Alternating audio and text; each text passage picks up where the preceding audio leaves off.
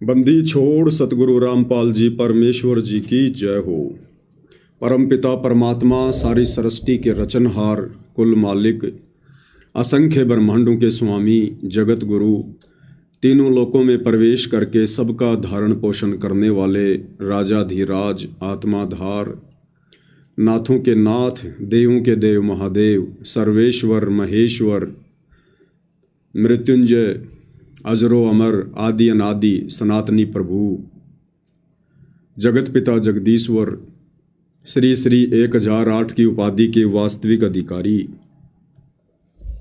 अकाल मूरत शब्द स्वरूपी राम वासुदेव, सर्वगतम ब्रह्म, परम पूज्य, प्रथम पूज्य, परम संत, परम पुरुष, परम धनी, परम दयालु, सत्य कबीर, हक्का कबीर, अल्लाहु कबीर, अल्लाहु अकबर, बाखबर, अल्लाह ताला, जगत के तारणहार, जगत के मुक्तिदाता, जगत के जगन्नाथ, हारे के सहारे, हिंदुओं के राम, मुसलमानों के अल्लाह, सिखों के वाहेगुरु, ईसाइयों के मसीह, दया के सागर दयानिधि, करुणा के सागर करुणानिधि, स्वयंभू परिभू, संकट मोचन, कष्ट हरण, मंगल करण, दुख भंजन, अविगत कबीर, निर्विकार निर्विषम परमात्मा, अलय अलेख सतगुरु, आदि अनादि सतगुरु,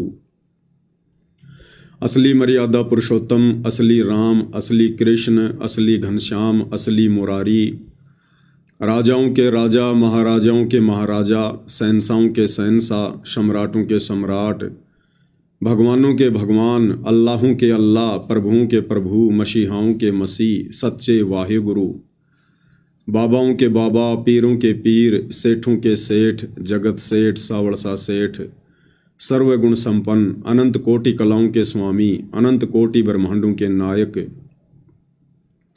योगियों में महायोगी, ध्यानियों में महाध्यानी, सिद्धों में परम सिद्ध, ज्ञानियों में तत्वज्ञानी, ब्रह्म ज्ञानी, महाज्ञानी, परम ज्ञानी, सर्वश्रेष्ठ ज्ञानी, विज्ञानी, युवा कबीर, समर्थ कबीर, असमवात, अमित ओजा, सच्चे रहनुमा, करीम अल्लाह, सुभान अल्लाह, दुनिया के अंतिम पैगंबर, 8 सितंबर 1951 से गांव धनाना, जिला सोनीपत, हरियाणा, भारतवर्ष की पावन भूमि पे प्रकट रियल कल की भगवान, श्री नारायण साकार हरि, श्री बाबा साहेब, नूर अनंत परमात्मा, सच्चे दरवेश, सच्चे बाखबर, संत श्रोमणी सतगुरु रामपाल जी परमेश्वर जी के चरण कमल में साध संगति से जुड़े हुए देश विदेश से आप और हम सभी सत्सेवक भाई बहनों का अनंत कोटि दंडवत प्रणाम।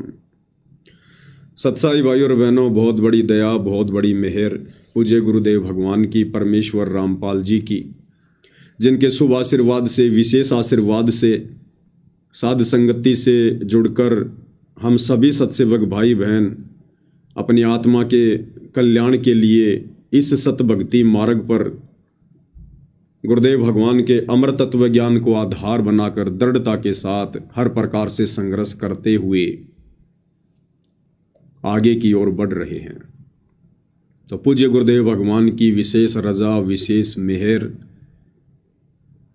लाखों की संगत में से हम चंद आत्माओं पर विशेष तौर पर बनी हुई है। ये गुरुदेव भगवान का एक स्पेशल आशीर्वाद है इस कलयुग की बिचली पीढ़ी में, और हमने इस आशीर्वाद को इसी प्रकार से अपने शीश पर बना के रखना है। तो भाई और बहनों, इस कलयुग की बिचली पीढ़ी में परमेश्वर जिस प्रकार से हमें सोशल मीडिया देते हैं, फिर साध संगतियां शुरू करवाते हैं, ताकि सभी भगत भाई बहन अपने गुरुदेव के ज्ञान को आधार बनाकर भक्ति मार्ग पर सफलता प्राप्त कर सकें, काल की हर प्रकार की सूक्ष्म चाल से परिचित होकर अपनी भक्ति और मर्यादाओं को बचा सकें। तो ये सात संगतियां सिर्फ और सिर्फ चारों युगों में इस कलयुग की बिचली पीढ़ी में ही शुरू होती है, क्योंकि ये भक्ति युग है, मोक्ष का प्राइम टाइम है ये। और परमेश्वर ने ये सात संगतियां मात्र इसीलिए शुरू करवाई हैं भाई और बहनों, ताकि हम विचलित ना हों, हम डगमग ना हों। हालांकि सात संगतियां शुरू नहीं होनी चाहिए थी, क्योंकि गुरुदेव भगवान ने हमें जो अनमोल ज्ञान दे दिया है, दुनिया से न्यारा, दुनिया से प्यारा, और जिस सरल भाषा में, जिस तरीके से गुरुदेव भगवान ने हमें समझा दिया है, उसके बाद हमें साध संगतियों की आवश्यकता नहीं पड़नी थी।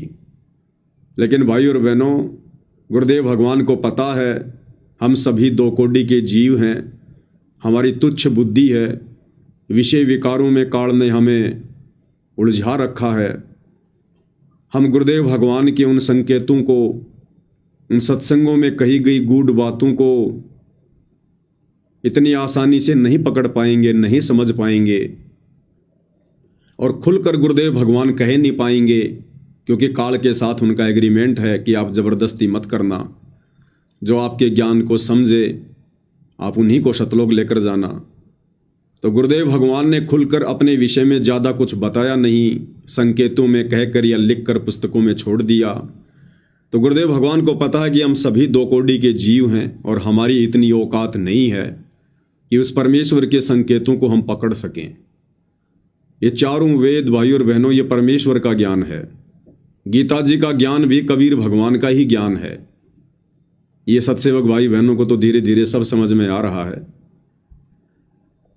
तो सोचिए भाई और बहनों, ये संस्कृत के प्रकांड ज्ञाता विद्वान मनु जैसे, वेदव्यास जैसे, वशिष्ठ और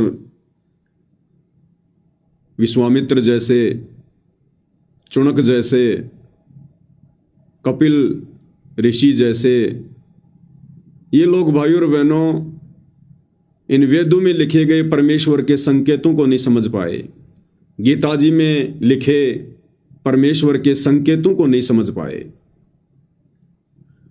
तो भला भाई और बहनों, आप और हम दो कोटि के कलयुगी जीवों की फिर क्या औकात कि वेदों और गीता जी से भी ज्यादा गूढ़ रहस्य युक्त पूज्य गुरुदेव भगवान के इन सत्संगों में छुपे हुए संकेतों को हम समझ सकें। तो ये दया भी फिर परमात्मा ही करते हैं। परमेश्वर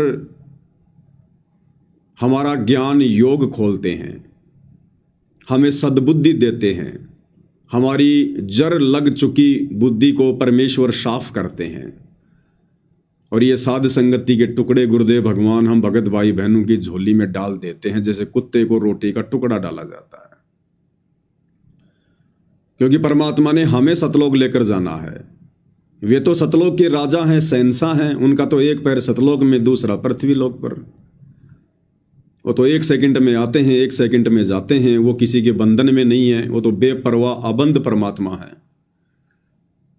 लेकिन हमारी भक्ति ज्यादा से ज्यादा कैसे बने, कैसे भक्ति धन जमा हो, इसके लिए परमेश्वर भक्ति के साथ साथ ये साध संगति रूपी एक छोटा सा रोटी का टुकड़ा भी हमें डाल देते हैं, ताकि इस साध संगति के बहाने हम गुरुदेव भगवान की महिमा करके, उनकी सेवा करके,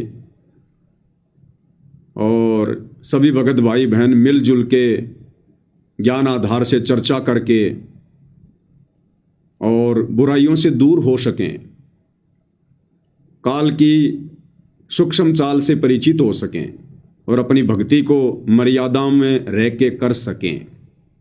इसलिए परमेश्वर इस कलयुग की बिचली पीढ़ी में ये साध संगतियां उपलब्ध करवाते हैं। अन्यथा भाइयों और बहनों, सतयुग, त्रेता, द्वापर और कलयुग का प्रथम चरण परमेश्वर ने कभी भी इस प्रकार से साध संगतियां अपनी संगत में शुरू नहीं करवाई।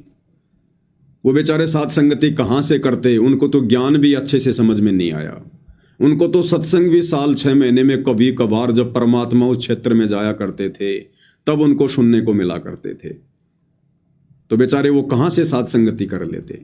तो ये दया परमेश्वर ने आज बख्शी है, क्योंकि आज ये मोक्ष का बिल्कुल पीक टाइम आ चुका है, सीजन आ चुका है, और कोई कमी परमेश्वर अपनी तरफ से नहीं छोड़ेंगे।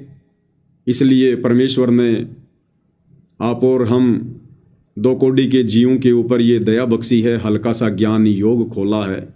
परमेश्वर हमें सत्य प्रेरणा करते हैं, जिस आधार से हम भक्ति मार्ग पर 2 कदम आगे बढ़ रहे हैं। अब परमेश्वर की तो प्रोसीजर ये है भाई और बहनों, जो आपने अभी तक सुन ली, ज्ञान आधार। और काल की क्या प्रोसीजर है? काल जमा करेगा भीड़। अज्ञानी, लूले लंगड़े बहरे, ज्ञानहीन, काल इस प्रकार के लोगों को परमेश्वर रामपाल जी के सत भक्ति मार्ग में ज़्यादा से ज़्यादा एंट्री दिलवाने का प्रयास करेगा, ताकि 650 साल पहले की तरह एक मूर्खों का टोल खड़ा हो जाए, जिनकी ना कोई मर्यादा हो, ना जिनका कोई ढंग का आचरण हो, गधे और घोड़े सब मिक्स हो जाएं। तो काल ये कोशिश करेगा, क्योंकि वर्तमान समय में काल पूरी ताकत लगा रहा है, सामने वो प्रकट हो नहीं सकता, उसकी मजबूरी है अपने वास्तविक रूप में। इसके लिए उसने बहुत समय पहले से ही सतगुरु रामपाल जी के इर्द गिर्द, उनके परिवार के रूप में, उनके रिश्तेदारों के रूप में, बड़े बड़े परम भक्तों के रूप में, पुराने भक्तों के रूप में अपने एजेंट, अपने दूत पहले ही संगत में भेज दिए हैं। जिस प्रकार 650 साल पहले परमात्मा ने जब कमाल को जीवित किया,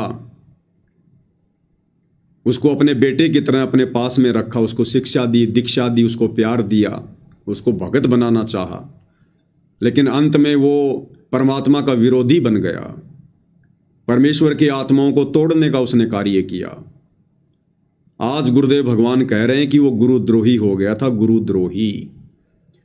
तो 650 साल पहले भी काल ने कमाल के रूप में अपना दूत कबीर परमात्मा की झोपड़ी में भेज दिया, उनके पास में भेज दिया।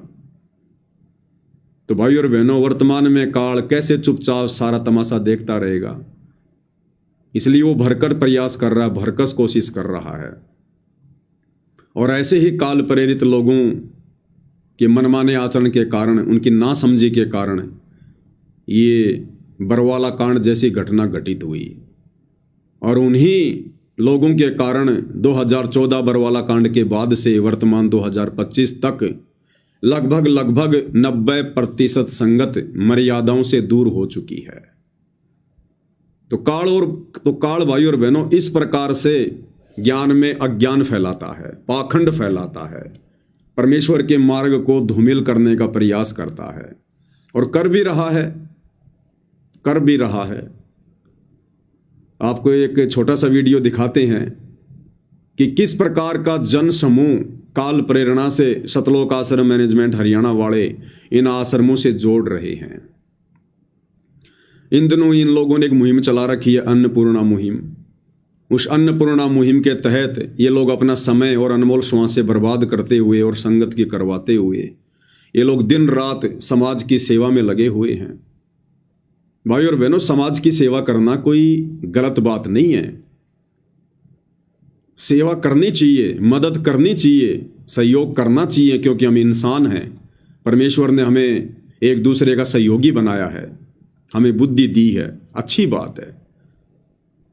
लेकिन ये सेवा, ये मदद, ये सहयोग कबीर परमात्मा की सत भक्ति मिलने के बाद में हमने कैसे करनी चाहिए, कब करनी चाहिए और नहीं करनी चाहिए, तो क्यों नहीं करनी चाहिए, इसके पीछे बहुत सारी धाराएं लग जाती हैं भाई और बहनों।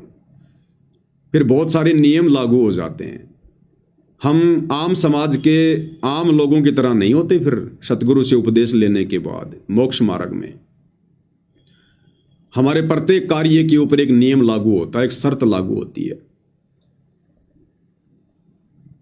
जिस प्रकार आम व्यक्ति यदि किसी जानवर की हेल्प करता है, मदद करता है, मान लीजिए किसी कुत्ते के सर में कीड़े पड़े हुए हैं, वो बेचारा दुखी है, परेशान है, चिल्लाता है, ना टाइम पर खाना खा पाता है। अब जगत वाले लोगों में भी दया होती है। आजकल आप सोशल मीडिया पर देख रहे हैं कैसे कैसे लोग मुहिम चलाते हैं। उन्होंने अपने पेज बना रखे हैं, चैनल बना रखे हैं, और वो दिखाते हैं कि किस प्रकार से वो एक ऐसा कुत्ता पकड़ के लाए जिसके सर में कीड़े पड़े हुए हैं, खुजली लगी हुई है। वो उस कुत्ते को वहां से उठाकर लेकर आएंगे, अपने घर पर लाएंगे, वहां पर उसका ट्रीटमेंट करेंगे, उसको नहलाएंगे, इंजेक्शन लगाएंगे, दवाई वगैरह छिड़केंगे, और महीने 20 दिन में जब वो कुत्ता स्वस्थ हो जाता है उसके बाद फिर उसको वापस छोड़ देंगे। तो भाई और बहनों, जो जगत वाले लोग हैं, देखो एक होता है भगत, एक होता है जगत। अब बहुत सारे लोग तो ये भी नहीं समझते कि भगत और जगत क्या होता है।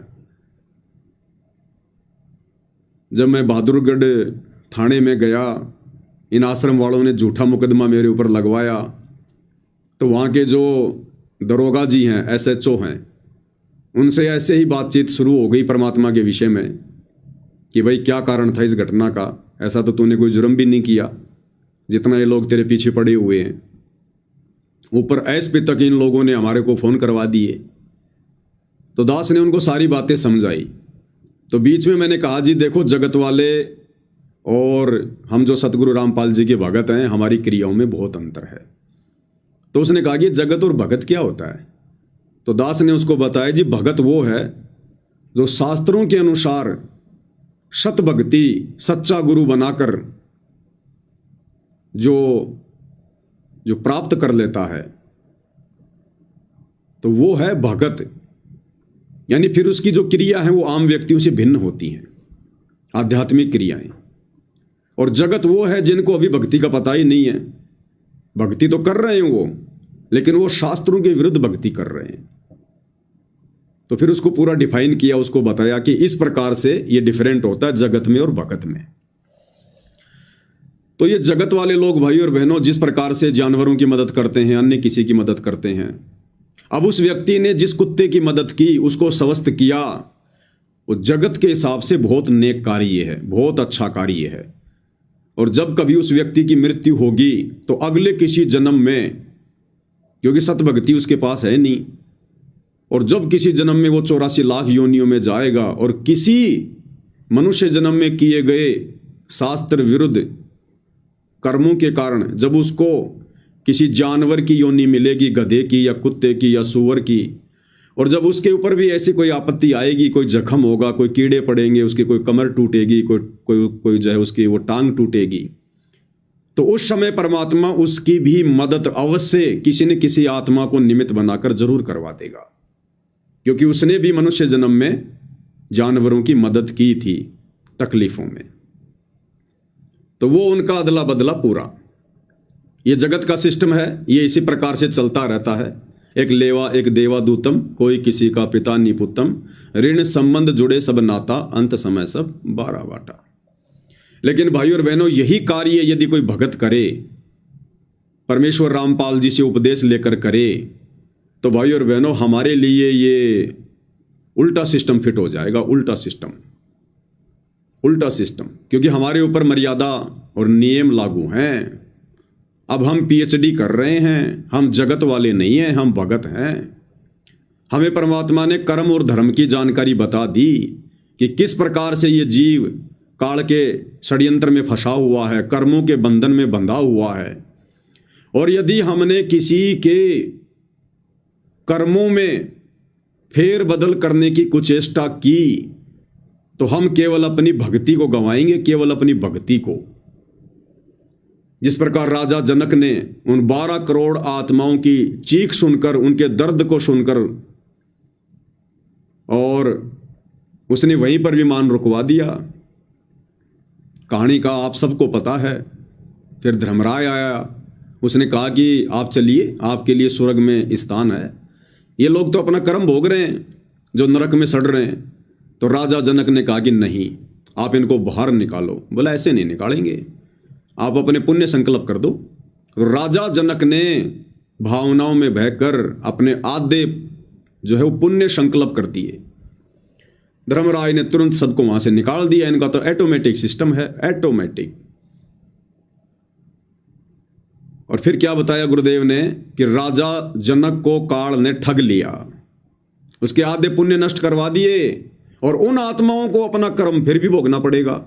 जब तक राजा जनक के पुण्य उन 12 करोड़ आत्माओं के हिस्से में गए जो उस समय नरक भोग रही थी, उसी अनुपात में कोई 1 साल स्वर्ग में रहेगा, कोई 2 साल, कोई 10 साल। और जैसे राजा जनक के द्वारा संकल्प किए गए पुण्य समाप्त होंगे, उन आत्माओं को दिए गए, उसके बाद तुरंत उन 12 करोड़ आत्माओं को फिर से नरक में डाला जाएगा, क्योंकि उनको तो अपना कर्म भोगना ही पड़ेगा। लेकिन काल ने राजा जनक को ठग लिया। तो ठीक इसी प्रकार भाई और बहनों हम भी भगत हैं, और भगत के ऊपर नियम लागू है स्पेशल। यदि हमने भी इस प्रकार से व्यर्थ की भावनाओं में बहकर अगर किसी जानवर के सर में कीड़े पड़ रहे हैं, किसी की टांग टूटी हुई है, और हमने व्यर्थ की दया दिखाकर यदि उसको अपने घर पर लाकर या जैसे भी हमने उसका ट्रीटमेंट करना शुरू कर दिया, तो भाई और बहनों ये काल क्या करेगा पता है? ये काल क्या करेगा? क्योंकि वो कुत्ता, वो गधा, वो सूअर अपना कर्म भोग रहा है और हमने व्यर्थ की दया दिखाकर उसके कर्मों में हस्तक्षेप कर दिया। हमने परमात्मा के विधान को तोड़ दिया, हमने बीच में जानबूझ के टांग अड़ा दी। अब काल क्या करेगा? हमारे द्वारा, क्योंकि हमने भावनाओं में बहकर उस कुत्ते की दवा लगाई, इंजेक्शन लगाया, उसके कीड़े साफ किए, उसको स्वस्थ कर दिया। अब वो कुत्ता तो दौड़ जाएगा, वो तो ठीक हो गया, तुमने छोड़ दिया उसको। 4 दिन बाद में कहीं गाड़ी की टक्कर लगेगी, फिर से टांग टूटेगी, एक्सीडेंट होगा, या अगले जन्म में अपना वो कर्म फिर से भोगेगा जो बच गया हमारी उस मदद के कारण। अब काल उस कुत्ते को स्वस्थ कर देगा उस कर्म से, जो कर्म वो भोग रहा था अपना। इस जन्म में उसको फारिग कर देगा उस कर्म से। हमारे पुण्यों के आधार से हमारी भक्ति जाएगी। हम जो भक्ति कर रहे हैं ना, हमारी भक्ति माइनस होगी, क्योंकि हमने व्यर्थ की दया दिखाई है, फालतू की दया। अपना कर्म भोग रहे उस जीव के उस कर्म में हमने जानबूझ के हस्तक्षेप किया है, जानबूझ के। इसलिए परमात्मा कहते हैं कि भक्ति मार्ग में जो भी कर्म करो अपने गुरु की आज्ञा लेकर करो, और गुरु से आज्ञा लेने की आवश्यकता नहीं है। गुरु ने ऑलरेडी आज्ञा दे रखी है, नियम बता रखे हैं, मर्यादा बता रखी है कि भगत ने क्या कर्म जो है करने चाहिए, क्या कर्म नहीं करने चाहिए। भैया ये तो नरक लोक है, पृथ्वी लोक है, 21 ब्रह्मांड काल का लोक है, यहां सब अपने कर्म भोग रहे हैं। ये तो सजा का केंद्र है, ये तो सजा का केंद्र है। अरे ब्रह्मा विष्णु महेश भी समझदार। जब वो 12 वर्ष का बच्चा जिसकी आयु समाप्त हो चुकी थी, और जब तीनों देवता धर्मराज के पास गए उसकी आयु बढ़वाने के लिए, तो धर्मराज ने क्या कहा कि भैया मैं इसकी आयु बढ़ा दूंगा, तुम तीनों में से कोई भी अपनी उम्र इसको दे दो। तीनों ने हाथ खड़े कर दिया कि हम अपनी उम्र नहीं देंगे भाई। तो इसी प्रकार भाई और बहनों, हमने ये व्यर्थ की दया नहीं दिखानी है। अब सवाल उठेगा, भाई क्या हमारे घर में जो जानवर हैं, गाय है, भैंस है, कुत्ते हैं, बिल्ली हैं, या बैल है, ऊंट है, क्योंकि बहुत सारे भगत गांव में रहते हैं, वो किसान है, भाई अगर हमारे उन मवेशियों के साथ, जानवरों के साथ यदि ऐसी कोई नौबत आ गई, तो क्या हम उनकी भी मदद नहीं करेंगे? अवश्य करनी पड़ेगी। क्यों करनी पड़ेगी? क्योंकि वो हमारे अधीन है, वो हमारे अधीन हैं, हम उनसे कार्य ले रहे हैं, वो हमारे पालतू हैं, हम उनको चारा खिलाते हैं, वो हमें दूध देते हैं। और ये कुत्ता बिल्ली भाई और बहनों हमने नहीं पालने हैं, ध्यान रखना। ये कुत्ते और बिल्लियां अब हमने नहीं पालने हैं, ये भक्ति के विरुद्ध हैं, ये आपको डिस्टर्ब भी करेंगे। आरती के समय भौंकेंगे, मंत्र करते समय भौंकेंगे, और वैसे भी ये मांसाहारी जानवरों की श्रेणी में आते हैं। कुत्ते और बिल्ली ये मांसाहारी जानवर हैं। भले कोई शाकाहारी जानवर है, हमने खाली शौक किया उसको नहीं पालना है, हमने उसको शौकिया नहीं पालना है। कल को आप सत्संगों में जाओगे, उसको कहां छोड़ के जाओगे? और वो आपको फायदा क्या दे रहा है? आप ये सोचोगे साहब मैंने कुत्ता इसलिए पाला, ये मेरी रखवाली करेगा, तो फिर भगवान क्या करेगा? अरे आप जो भक्ति कर रहे हो, फिर भगवान क्या करेगा? गुरु जी कह रहे हैं कि परमात्मा रखवाली करेगा भक्तों की, जो भक्ति करेगा मर्यादा में रहेगा। कुत्ते रखवाली करेंगे क्या हमारी? जब हम ये सतभक्ति करेंगे तो गुरुदेव भगवान कहते हैं कि ब्रह्मा विष्णु महेश भी तुम्हारे सिक्योरिटी गार्ड बन के रहेंगे। Security guard. अब बताओ भाई और बहनों, फिर हमने ये जानवर पालने की क्या आवश्यकता पड़ गई? फिर हमने जानवर पालने की क्या आवश्यकता पड़ गई? जब कबीर भगवान सतगुरु रामपाल जी के बच्चों की सेवा में जो मर्यादा में रहकर भक्ति करेंगे, परमात्मा देवी देवताओं की ड्यूटी लगाते हैं, देवी देवताओं की, कि कोई भी काल की जो नकारात्मक शक्तियां हैं, कोई भूत है, प्रेत है, बेताल है, ये भक्तों को दुखी ना कर दें, परेशान ना कर दें। परमात्मा स्पेशल ड्यूटी लगाता है अपने भक्तों के दरवाजे पर, इन देवी देवताओं की।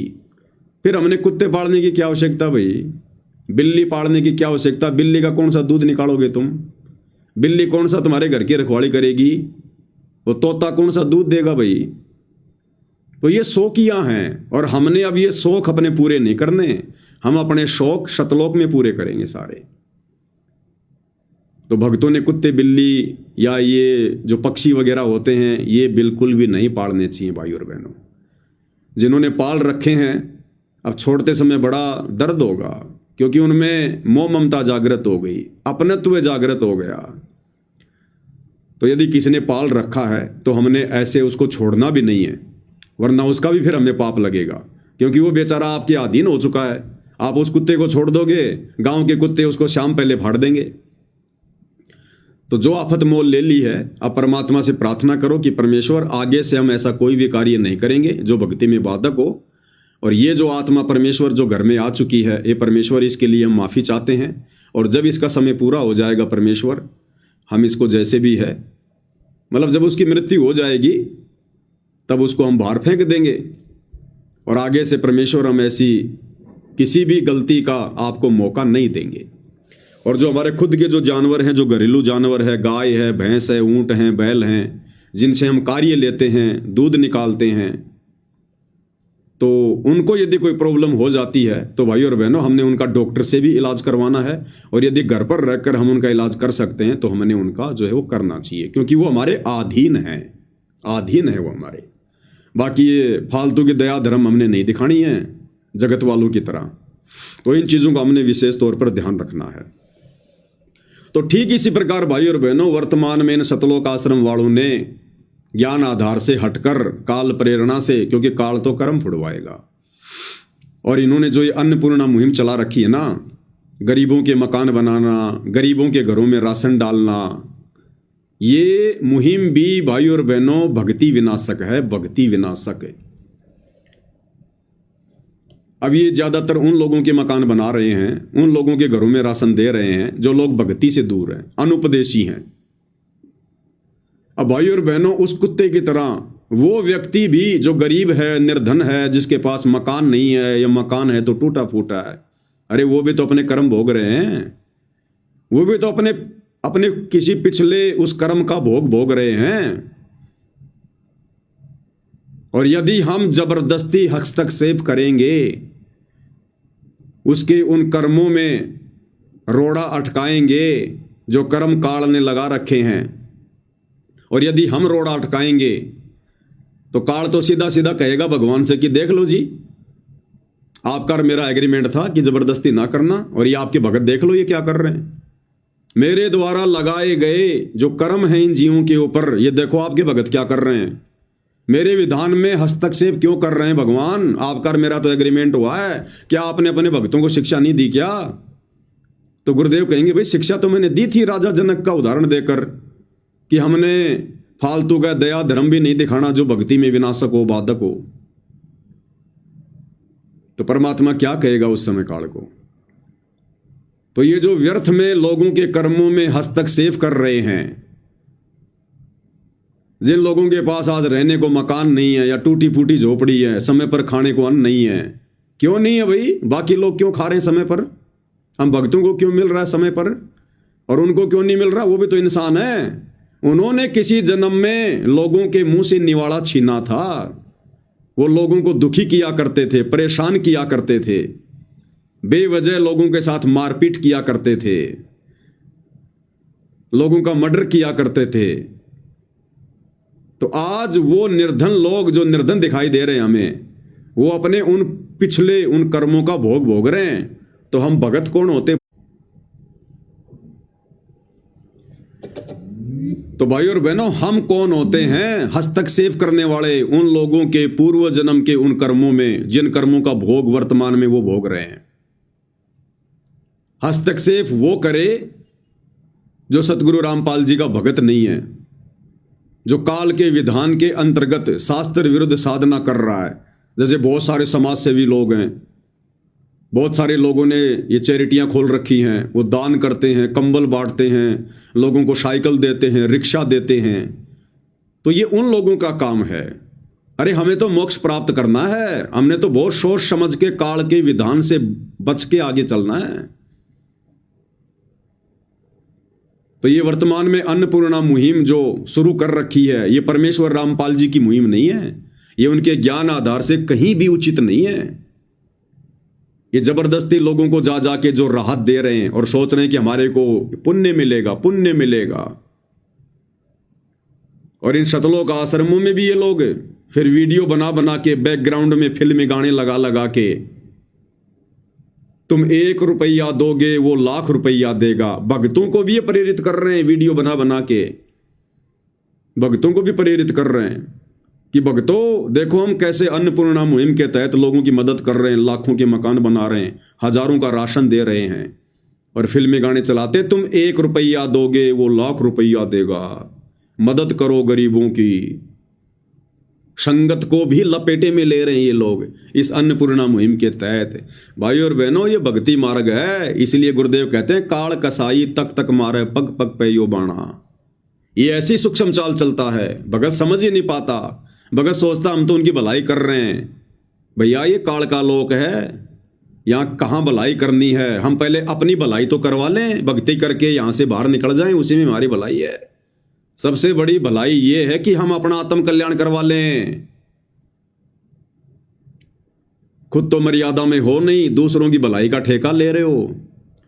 तो भाई और बहनों, हमने इस प्रकार की व्यर्थ की किसी की मदद, किसी का सहयोग नहीं करना है। या सब अपने कर्मों को भोग रहे हैं और हमने यदि बीच में टांग अड़ा दी तो ये काल फिर हमारी भक्ति नष्ट करवाएगा। हमारे पुण्यों से, हमारी भक्ति कमाई से उस आत्मा के खाते में बैलेंस डाला जाएगा और राजा जनक की तरह फिर हम पुण्यहीन होंगे, भक्तिहीन होंगे। इसलिए गुरुदेव भगवान कहते हैं कि भगत ने व्यर्थ की दया धर्म भी नहीं दिखानी है जो भक्ति बाधक है। इसलिए परमात्मा ने ये सत्संगतियां शुरू करवाई है। भाई और बहनों, इस 2 कोड़ी के कुत्ते को परमात्मा प्रेरणा करते हैं। निदास के आसपास भी नहीं होती ये बातें, आसपास भी, ताकि हम बचें, अपनी मर्यादाओं को सुरक्षित रख सकें, भक्ति को सुरक्षित रख सकें। और उसके बाद क्या है फिर ये कहेंगे जी आपका मकान बन गया, आपके घर में राशन भी आ गया, हमने आपके बच्चों की फीस भी भर दी, उनको कॉपी किताब भी दिला दी, उनकी ड्रेस भी सिलवा दी, आपके घर में हमने अलमारी भी ला के रख दी, गैस सिलेंडर भी ला के रख दिया। यानी पूरा का पूरा दहेज हमने आपको दे दिया। अब आप हमारे गुरु जी से नाम कब ले रहे हो? फिर गांव का पानी निकालेंगे। देखो जी गांव वालों, हमने आपके गांव का पानी निकाला।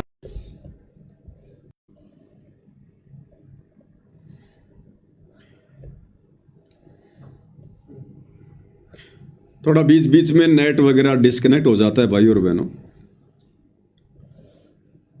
फिर ये जो गांव का पानी निकाल रहे हैं बाढ़ का, कहीं पर 50 लाख की मदद कर रहे हैं मोटर और पाइप देकर, कहीं 30 लाख की, कहीं 15 लाख की। फिर उस गांव का पानी निकलने के बाद में गांव वालों से कहेंगे जी आप कब नाम ले रहे हो हमारे गुरुजी से?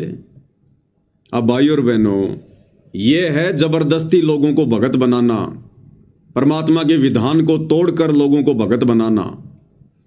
जैसे पूज्य गुरुदेव भगवान का विधान क्या था?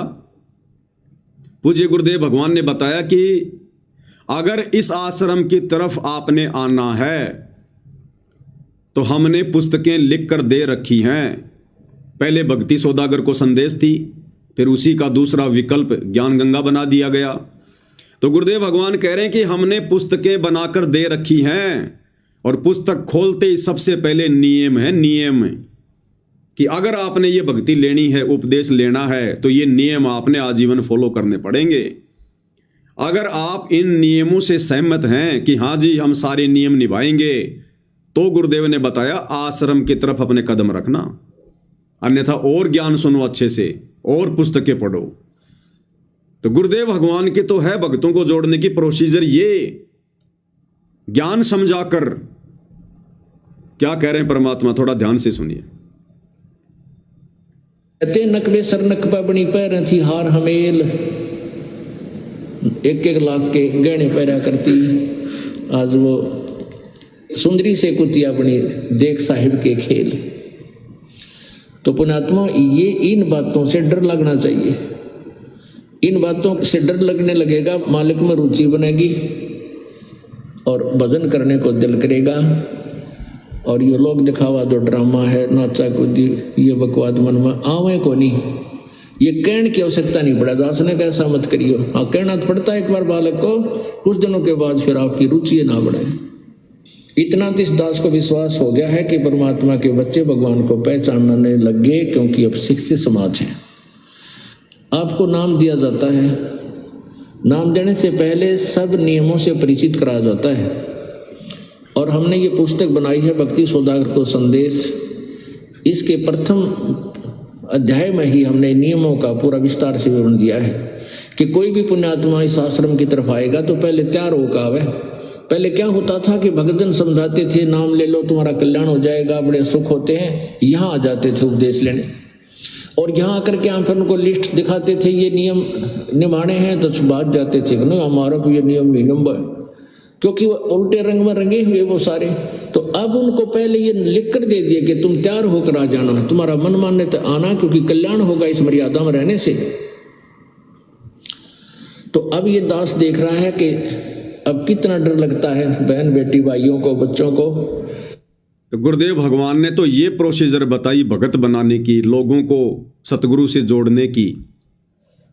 और सतलोक आश्रम मैनेजमेंट हरियाणा वाले, इनकी क्या प्रोसीजर है भाई और बहनों? जबरदस्ती लोगों के उन कर्मों में हस्तक्षेप करके और आश्रमों में भीड़ इकट्ठा करने की। अब इस प्रकार के लोग जो इनके एहसानों के नीचे आ जाते हैं, अब आपने जिसका 10 लाख का मकान बना दिया, जिसके घर में आपने 5,000 का राशन डाल दिया, और उसको कहोगे जी हमारे गुरु जी से नाम लोगे, तो मना करेगा आपको। वो ये कहेगा हाँ जी जरूर नाम लेंगे, जरूर नाम लेंगे हम, लेगा वो। लेकिन क्या उसने ज्ञान समझा? और ऐसे लोग फिर उपदेश लेकर फिर क्या करेंगे? कितने दिन रुकेंगे? वो आएगा अकेला, और जब जाएगा तो 4 को साथ में लेके जाएगा, और सारी बकवाद करेगा। वो उपदेश भी ले लेगा और फिर बकवाद भी सारी करेगा और लोगों को बिगाड़ेगा। लोग कहेंगे भाई देखो ना, संत रामपाल जी के भगत तो गहने भी पहनते हैं, चूड़ियां भी पहनती है माता बहनें, हार श्रृंगार भी करती हैं, टिक्की बिंदी भी लगाती हैं। तो सब फिर वैसा ही करने लग जाएंगे देखा देखी में। एक छोटा सा वीडियो दास आपको दिखाना चाहेगा।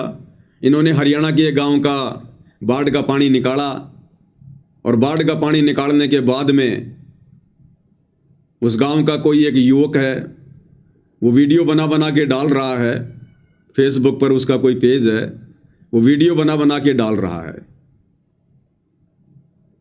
और क्या कह रहा है कि भाई हमारे लिए तो संत रामपाल जी महाराज भगवान बन के आए हैं, भगवान बन के।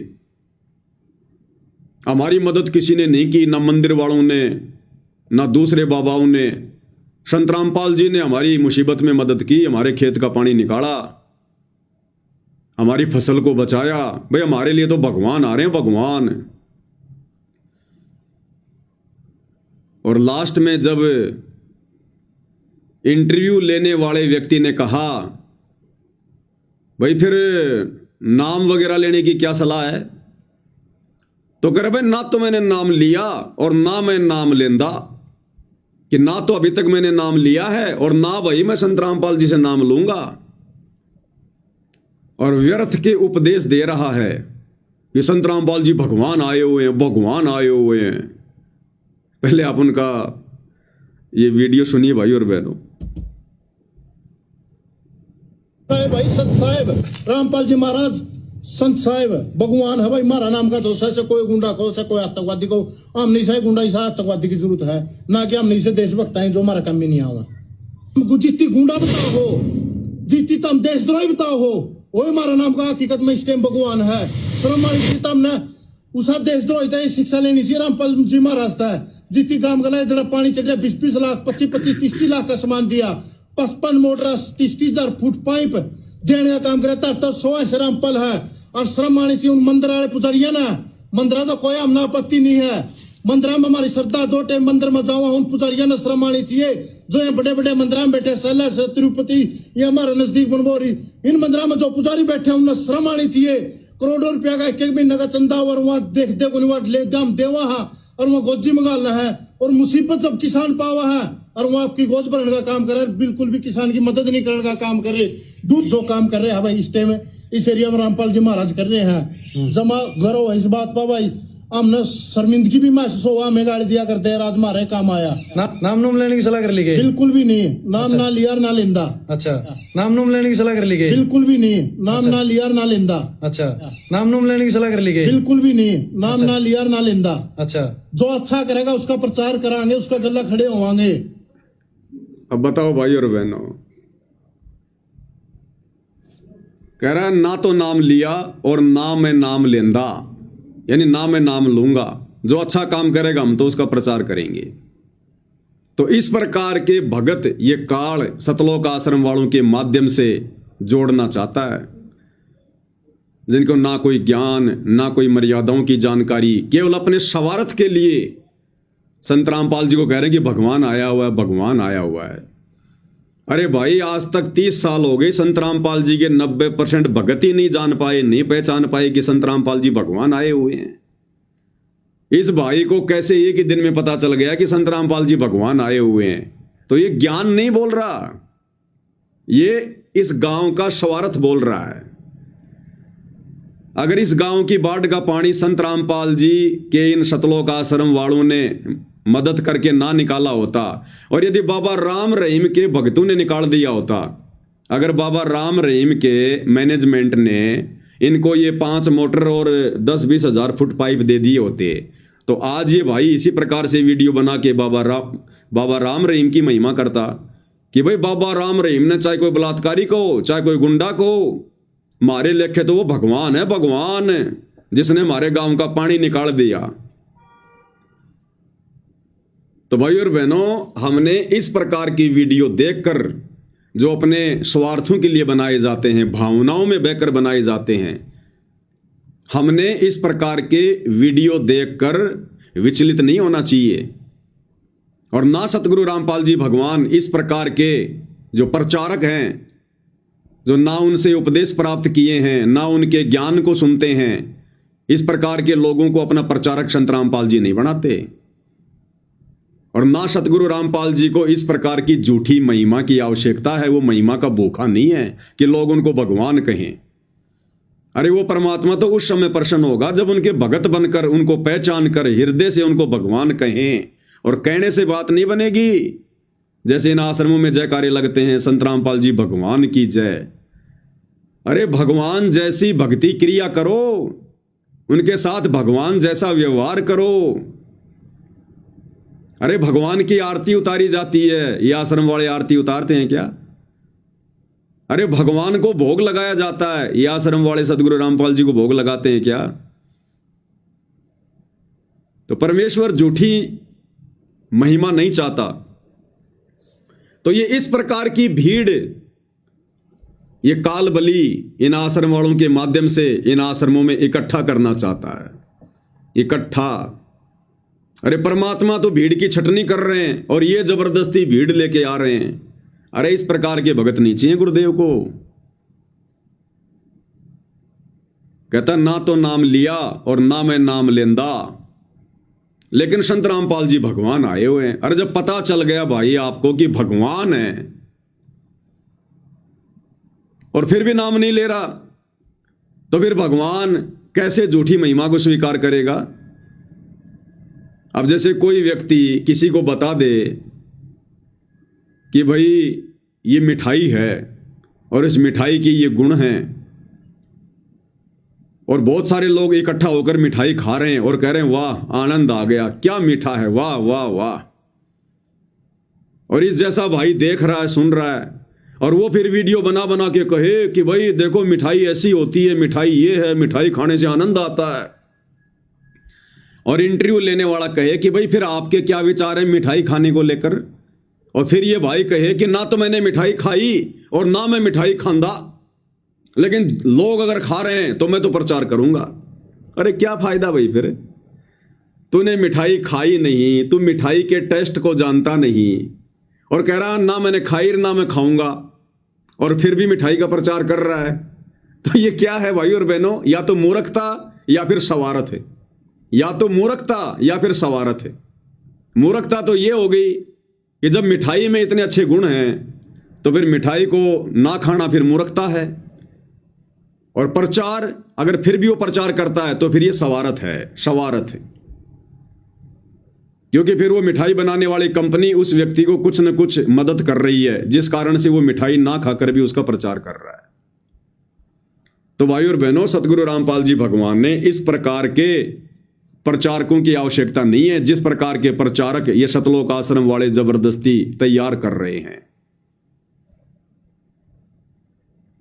तो हम सत्सेवक भाई बहनों ने इस प्रकार की वीडियो देखकर, और हमने उनके वीडियो को आगे शेयर नहीं करना चाहिए कि लो जी ये तो गुरु जी को भगवान कह रहा है, बहुत अच्छी बात है, करो वीडियो शेयर। कल को इस गांव में दोबारा से कोई आपत्ति आ गई और बाबा रामपाल के भक्तों से पहले अगर आसाराम जी के भक्तों ने जाके मदद कर दी तो फिर यही भाई वीडियो बना बना के आसाराम की महिमा करेगा, और तुम्हारे द्वारा शेयर किए जाने से फिर वो वीडियो बाकी दुनिया देखेगी। तो हमने किसी के भी वीडियो पर, दास बहुत पहले ये जानकारी आपको दे चुका है, 1-1.5 साल पहले, कि जगत वालों के चाहे कितने अच्छे वीडियो हों, कितनी अच्छी बातें हों, हमने उनके वीडियो को ना तो लाइक करना है ना हमने शेयर करना है। लाइक और शेयर बिल्कुल भी नहीं करना हमने, क्योंकि एक बात वो अच्छी बोलेगा और फिर वो 10 बात वो फालतू की उसमें जो है वो डालेगा, 10 बात फिर वो फालतू की जो है वो डालेगा। तो उसकी फालतू की बातें भी फिर हमारे शेयर करने से ज्यादा प्रचारित होती हैं, वहां फिर हम दोषी बनते हैं। तो हम भगत भाई बहनों ने इस प्रकार से भी बहुत सावधानी बरतनी है, बहुत सावधानी बरतनी है हमने, भावनाओं में नहीं बहना हमने बिल्कुल भी। तो इस प्रकार के प्रचारकों की सतगुरु रामपाल जी को कोई आवश्यकता नहीं है। जिस प्रकार के प्रचारक ये सतलोक आश्रम वाले भाई बंधु व्यर्थ में इकट्ठा कर रहे हैं, जमा कर रहे हैं, क्योंकि अभी तक तो सतगुरु रामपाल जी को परमात्मा उनके भक्तों ने नहीं माना, इन आश्रम वालों ने नहीं माना। जुबान से तो वो भी संत रामपाल जी को कबीर जी कह रहे हैं, भगवान कह रहे हैं, जुबान से ये भाई कह रहा है, और जब बात आई नाम दीक्षा लेने की तो मना कर दिया कि ना तो लिया और ना लूंगा। तो ऐसे ही महिमा तो संत रामपाल जी को भगवान कह कह के आश्रम वाले भी कर रहे हैं, लेकिन जब बात आती है उनको भगवान मानने की, जब आता है जून का महीना, उस समय संत रामपाल जी को कोई भगवान नहीं मानता। फिर वो दाढ़ी मूंछ वाला नकली कबीर, उसको उसकी फोटो के आगे भोग लगाएंगे, उसको परमात्मा कहेंगे। एक छोटा सा वीडियो आपको दिखाता हूं जो ये आश्रम वाले बनाते रहते हैं। अब आजकल क्या हो गया भाई बहनों, सात संगति के वीडियो इतने ज्यादा फैल गए सोशल मीडिया पर। अब दास मार्केट में भी कहीं जाता है ना, तो वो लोग भी दास की शक्ल देखकर ये कहते हैं कि भाई साहब आप तो फेसबुक पर वीडियो बनाते हो ही हो ना। अब दास जिस राशन की दुकान से हमेशा राशन लेकर आता है वो बहुत दूर है, और मैं उनसे कोई बात नहीं करता। दास तो गाड़ी में बैठा रहता है, वो राशन वगैरह तैयार कर देते हैं, घर वाले लिस्ट दे देते हैं और पीछे डिग्गी खोल के वो गाड़ी में डाल देते हैं, पैसे ऑनलाइन कर देते हैं, दास घर पे आ जाता है। उनसे कोई बातचीत नहीं किसी प्रकार की। अब आज दास राशन लेने गया, अब राशन लेने गया तो उसका लड़का, दुकान वाले का लड़का, उसने आटा वगैरह पीसा, कट्टे में डाला, और फिर मेरे ऊपर उसकी नजर गई। दास गाड़ी में बैठा हुआ था, शीशे के अंदर से उसकी नजर गई। थोड़ी देर तो उसने सोचा, विचार किया, फिर वो दास के पास आया, वो आटा डालने के लिए। डिग्गी में जब आटा डालने आया तो दास ने जब पीछे मुड़ के देखा तो उसने कहा कि भाई साहब आप तो फेसबुक पे लाइव आते हो ना, आप तो वीडियो बनाते हो ना फेसबुक पर, मैंने आपको पहचान लिया। तो मैंने कहा हाँ भाई बनाता तो हूं। अरे भाई साहब, तो मैंने कहा कि आप मेरे नहीं, आप संत रामपाल जी के सत्संग सुनो। तो उसने कहा कि हाँ उनके भी सुनता हूं, लेकिन आपके वीडियो, बोलो कल तो मैं पूरा दोपहर आपके वीडियो देख रहा था, आप ही के वीडियो देख रहा था मैं। तो मैं कहा चलो वो भी देख लिया करो, लेकिन संत रामपाल जी के सत्संग सुनो, ज्ञान आपको वहां से मिलेगा। फिर वो और कई बातें बताने लग गया, आपने ये बात बताई, आपने ये बात कही, मुझे बहुत अच्छी लगी। तो दास ने कहा कि चलो कोई बात नहीं, आपने राशन रख दिया? बोला रख दिया। तो मैंने कहा ठीक है, गुरु जी के सत्संग सुना करो ज्यादा। फिर उसने डिग्गी बंद कर दी, दास घर पे आ गया। तो कहने का मतलब भाई और बहनों, अब सात संगति की वीडियो ज्यादा से ज्यादा फैल रहे हैं,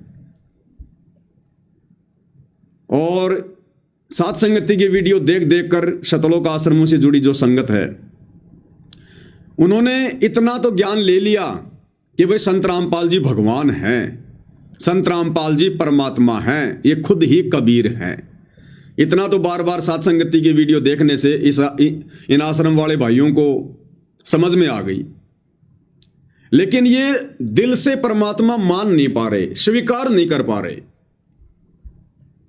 जब बात आती है उनको भगवान मानने की, एक होता है कहना, एक होता है मानना, लेकिन जब बात आती है संत रामपाल जी को भगवान मानने की, साक्षात कबीर मानने की, उस समय ये फेल हो जाते हैं। क्योंकि परमात्मा कहते हैं नकल में भी अकल चाहिए, नकल में भी अकल चाहिए। अब ये मान क्यों नहीं पा रहे संत रामपाल जी को भगवान? अब भाई और बहनों, मानने के लिए पिछले मजबूत भक्ति संस्कार चाहिए। देखो, ज्ञान से तो केवल जानकारी होती है, दास के वीडियो से तो केवल जानकारी मिलेगी, लेकिन संत रामपाल जी को कबीर भगवान के रूप में हृदय से मानना, स्वीकार करना, ये भाई जब तक पिछले जन्म के भक्ति संस्कार दृढ़ नहीं होंगे, मजबूत नहीं होंगे, तब तक नहीं हो सकता ये, चाहे कोई कितनी कोशिश कर ले, कितनी कोशिश कर ले। जैसे हम बचपन में साइकिल चलाया करते थे, तो हम साइकिल को आवश्यकता से ज्यादा भगाया करते थे, कभी कभार जब स्कूल जाते थे जल्दबाजी के चक्कर में। अब साइकिल की एक लिमिट है भाई और बहनों, अब हम उससे ज्यादा पैर चलाएंगे, पेडल मारेंगे, जोर लगाएंगे, तो क्या होता था, फिर साइकिल के कुत्ते फैल हो जाते थे। यानी साइकिल का जो चक्का था फिर वो बिल्कुल ढीला हो जाता था, वो घूमता तो बहुत तेज था लेकिन साइकिल आगे नहीं बढ़ाता था। उसको कहते थे कि साइकिल के कुत्ते फैल हो गए। फिर उसमें तेल वगैरह डालते थे या उसकी चैन को टाइट करवाते थे, तब जाकर फिर वो पैडल सही चलते थे। तो भाई और बहनों, सात संगति की वीडियो देखकर इन आश्रम वालों को इतना तो समझ में आ गया कि संत रामपाल जी ही भगवान है, दूसरा कोई भगवान नहीं है। और आजकल ये लोग भी सात संगत वाले भाई बहनों की तरह संत रामपाल जी के आगे महाराज शब्द ना कहकर भगवान कहने लग गए। लेकिन जब बात आती है संत रामपाल जी को भगवान मानकर उनकी आरती उतारना, उनको भोग लगाना, उनकी महिमा करना, एकमात्र उन्हीं को दंडवत करना, उन्हीं की फोटो घर में रखना, उस समय भाई और बहनों इन आश्रम वालों के कुत्ते फैल हो जाते हैं। उस समय इनके कुत्ते फैल हो जाते हैं। फिर क्यों? क्योंकि इनकी चैन में ग्रीस नहीं है, इनकी चैन टाइट नहीं, अभी लूज है। इनके पिछले जन्मों के जो कर्म हैं, जो शुभ संस्कार हैं, वो अभी लूज हैं। तो वो तो भाई सतगुरु रामपाल जी भगवान ही दया कर सकते हैं, और कोई दया नहीं बख्श सकता है। तो इन्होंने एक वीडियो बनाया है, जो अक्सर ये लोग वीडियो बनाते रहते हैं, ये सतलोक आश्रम वाले। तो इन्होंने आश्रमों में खड़े होकर एक वीडियो बनाया है, कबीर सागर के बोध सागर का हवाला दिया है कि सतगुरु रामपाल जी कौन है। तो आपको दिखा देते हैं इनका एक छोटा सा वीडियो। खुद बताया है, आप देख सकते हैं सर। हमरो उनको एक शरीरा, जाको सुनियो नाम कबीरा। 628 वर्ष पूर्व कबीर साहब ने अपने शिष्य को पहले ही बता दिया था उस संत के विषय में। हमरो उनको एक शरीरा, जाको सुनियो नाम कबीरा। परमात्मा कबीर साहिब जी और संत रामपाल जी महाराज में कोई अंतर नहीं है, और उनका नाम कबीर होगा। संत रामपाल जी महाराज को 1997 में परम अक्षर ब्रह्म कबीर साहिब जी आकर मिले थे, और उस वीडियो के अंदर वही चीज दर्शाई गई है। हमरा उनका एक शरीरा, जाको सुनियो नाम कबीरा। जो परमात्मा कबीर साहिब का शरीर है ना, वही आज उस नौतम सुरती संत रामपाल जी महाराज के रूप में जो प्रकट हुई है, उनका वही शरीर है सर। अब बताओ, इनको ये जानकारी कहां से मिली है? कबीर सागर से, कि हमको और उनको एक शरीरा, और जाको कहिए नाम कबीरा। कि 650 साल पहले ही धर्मदास जी को कबीर जी ने कह दिया था कि जो नौतम सुरती आएगी कलयुग की पिछली पीढ़ी में, जिससे लोगों का उद्धार होगा, और उसका और मेरा एक ही शरीर होगा। अब एक ही शरीर का मतलब है एक ही होना। तो इस वाणी का हवाला दे रहे हैं और कह रहे हैं संत रामपाल जी खुद ही कबीर भगवान हैं। अरे भैया, ये बात जानने के लिए आपको कबीर सागर में जाने की क्या जरूरत थी? नित्य नियम को ढंग से पढ़ लिया करो, नित्य नियम विधि विधान से करो, पुस्तक हाथ में लेके, तो तुम्हें पता चलेगा कि ये बात तो बहुत अच्छे से नित्य नियम में लिखी हुई है कि सतगुरु साहिब एक शरीरा और सतगुरु बिना न लागे तीरा। तो समझ में नहीं आता आप लोगों को। कबीर सागर दिखा रहा कि देखो मैंने खोज कर ली। जैसे जम्बू में जो नकली कबीर पंथी है मधु परमहंस रांजड़ी में, गुरुदेव भगवान ने बताया कि उसने डंडोरा पीटना शुरू कर दिया कि 11वां द्वार मिल गया मुझे, 11वीं खिड़की मिल गई, 11वीं खिड़की मिल गई। तो परमात्मा ने बताया इससे ऊपर तो 12वां द्वार है, उसको पार करके जाएंगे तब सतलोक जाएंगे। 11वां द्वार, 11वां द्वार। तो इसी प्रकार इन्होंने कबीर सागर दिखा के कि देखो खजाना मिल गया हमें, हमको उनको एक शरीरा, जाको कहिए नाम कबीरा। और यहाँ गुरुदेव भगवान रोज नित्य नियम में हमें पढ़ाते हैं कि नालायको, तुम्हें जो भक्ति बोध बना के दी है ना, ये दरबार में सजा के रखने के लिए नहीं दी है, इसको पढ़ो, इसका पाठ करो। इसके मूल्य की जगह गुरुदेव ने लिखा है नित्य नियम, यानी रोजाना इसका पाठ करो। तो समझो तुम अपने गुरुदेव के द्वारा मुफ्त में दी गई नित्य नियम का मूल्य अदा कर रहे हो, नहीं तो तुम धोखा कर रहे हो, धोखा। तो अगर ये सतलोक वाले भाई बहन, सतलोक आश्रम वाले अगर नित्य नियम को ढंग से कर लें, जैसे हम सत्सेवक भाई बहन कर रहे हैं, पुस्तक हाथ में लेके पाठ कर रहे हैं उसका, तो इनको कबीर सागर में देखकर आश्चर्यचकित होने की आवश्यकता नहीं थी कि हमरो और उनको एक शरीरा, ताको कहिए नाम कबीरा। गुरुदेव ने नित्य में साफ साफ लिखा हुआ है कि सतगुरु साहिब एक शरीरा और सतगुरु बिना न लागे तीरा। और फिर ये भी कह रहा है कि 1997 में संत रामपाल जी को कबीर जी आकर मिले थे। या 2 मिनट पहले तो कह रहा था कि कबीर जी और संत रामपाल जी एक ही हैं, हमरो और उनको एक शरीरा।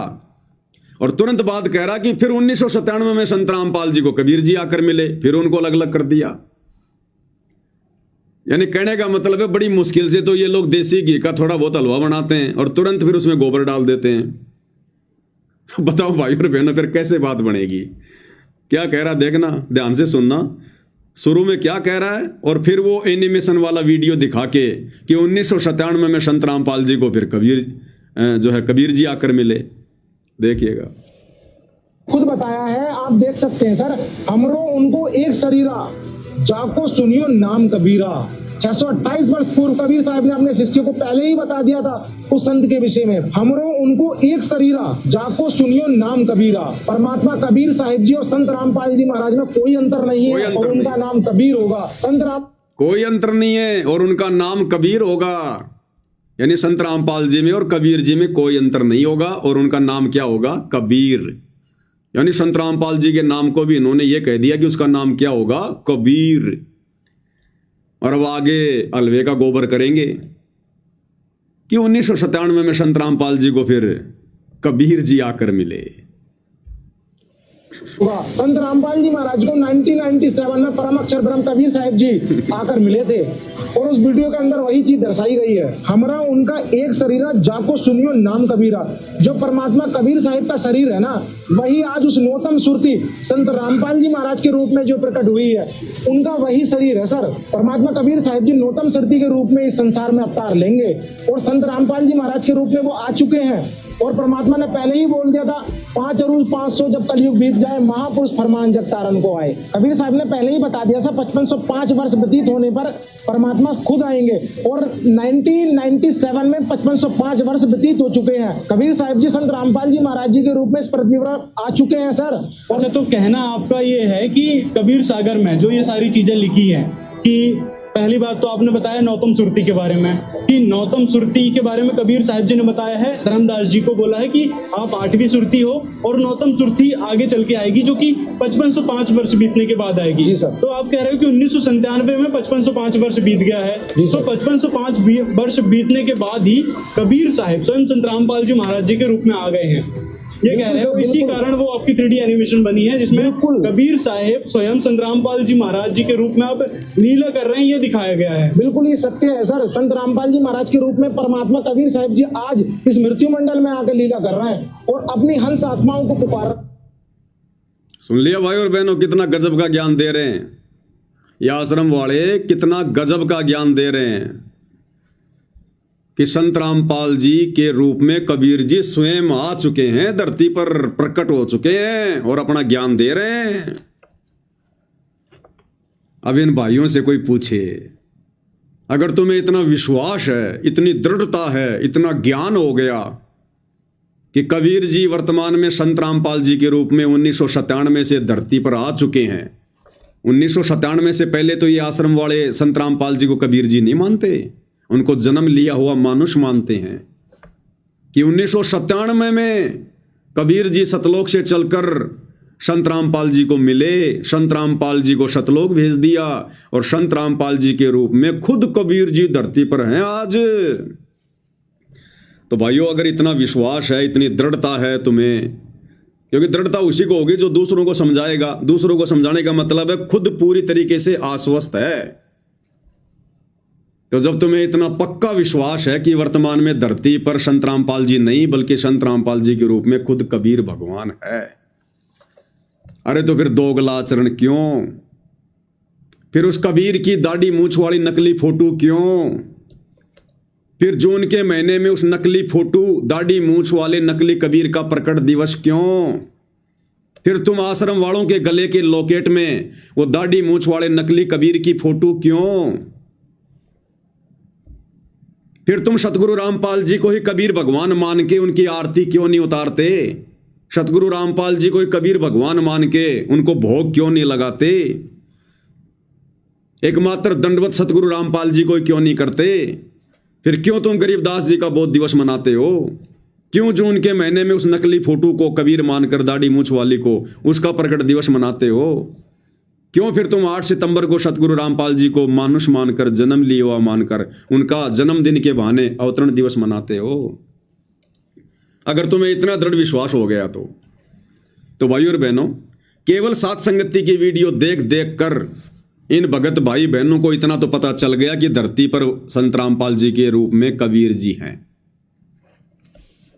लेकिन अभी मान नहीं पा रहे, हृदय से नहीं मान पा रहे। ज्ञान दे रहे हैं, दूसरों को समझा रहे हैं, लेकिन फिर भी उनको मानुष ही मान रहे हैं। अब जब समय आएगा संत रामपाल जी को भगवान मानने का, उस समय ये फेल हो जाते हैं। तो भाइयों और बहनों, जिस प्रकार से वो गांव वाला भाई,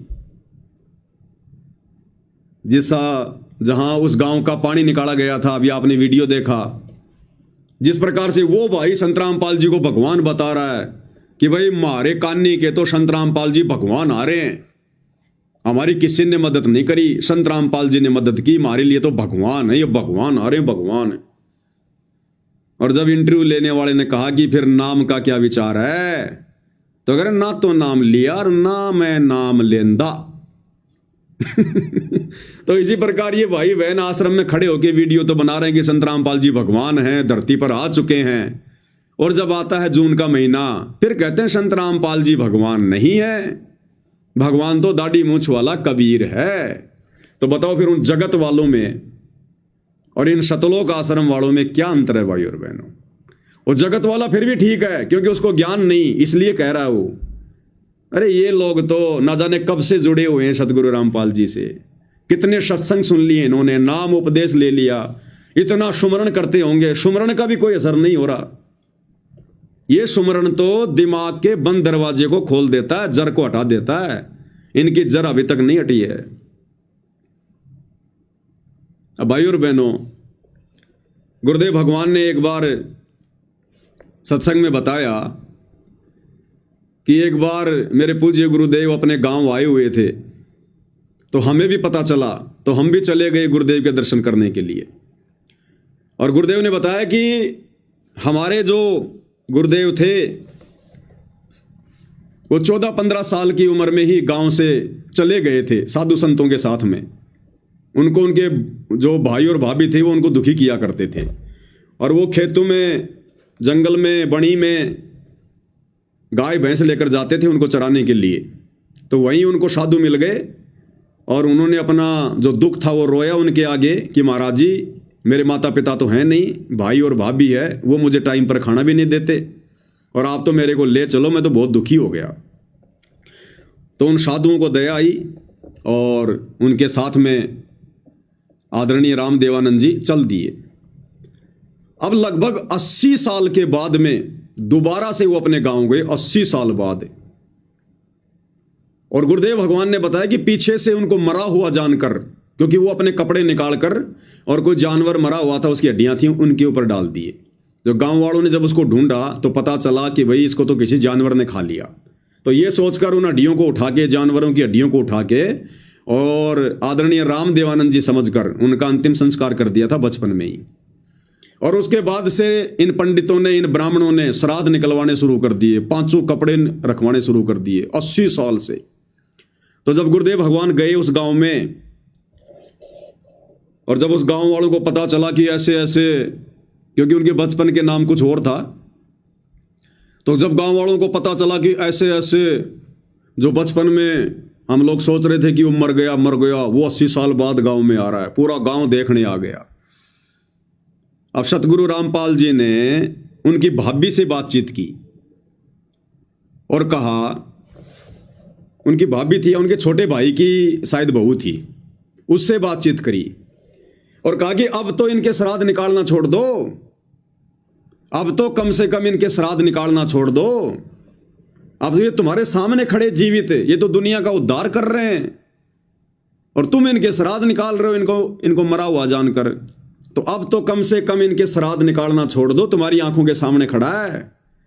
तो गुरुदेव ने बताया कि उसकी भाभी ने कहा, बोले ना, या तो पुरानी लाग से इब के छुट्टे से, बोले तो पुरानी परंपरा है, 80 साल से निकालते आ रहे हैं, इब थोड़े छोड़ेंगे, आगे भी निकालेंगे इनके श्राद्ध।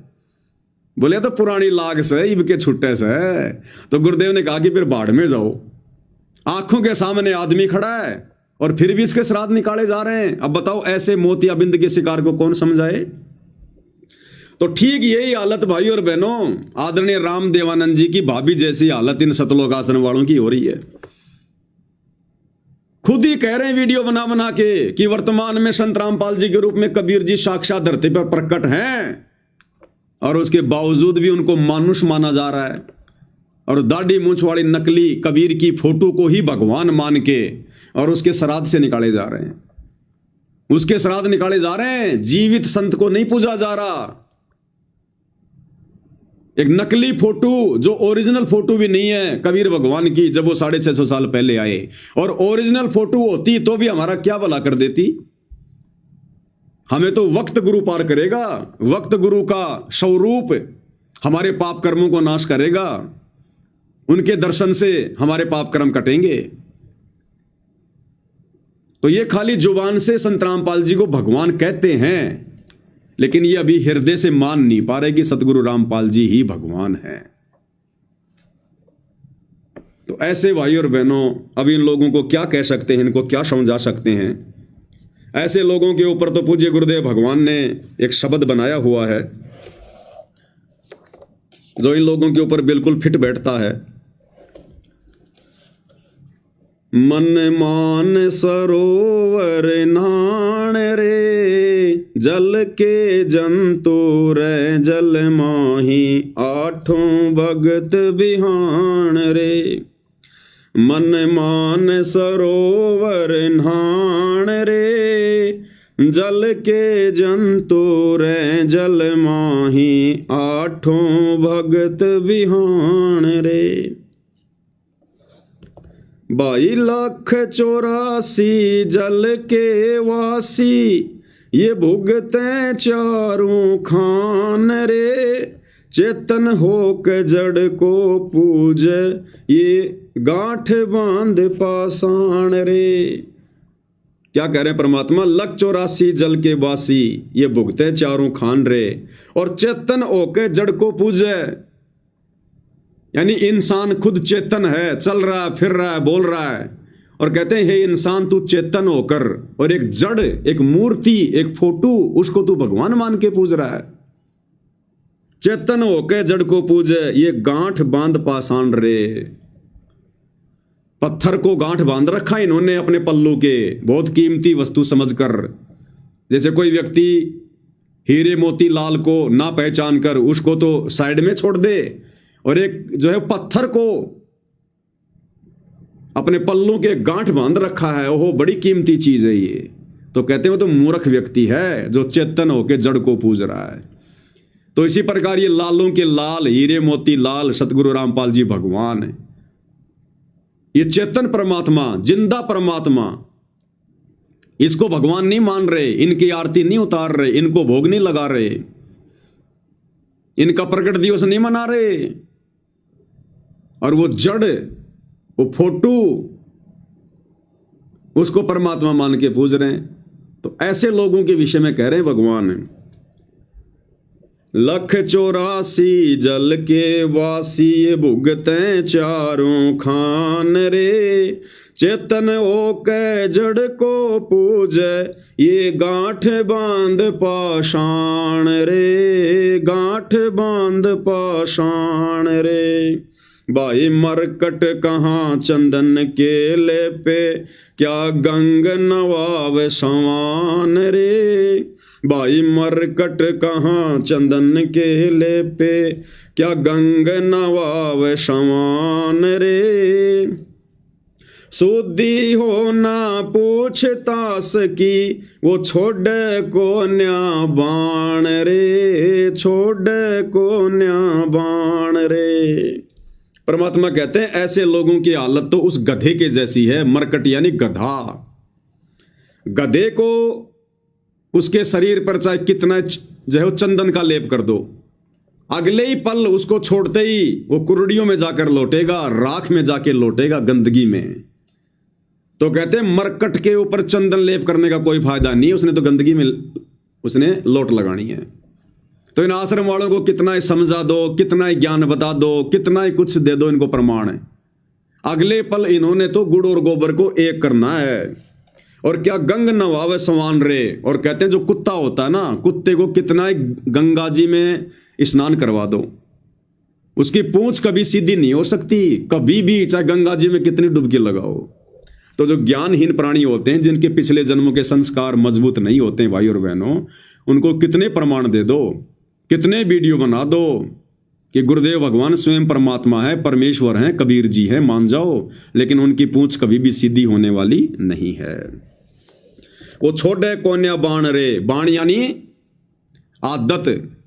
वो कुत्ता कभी भी अपनी आदत नहीं छोड़ता, वो गधा कभी भी अपनी आदत को नहीं छोड़ेगा।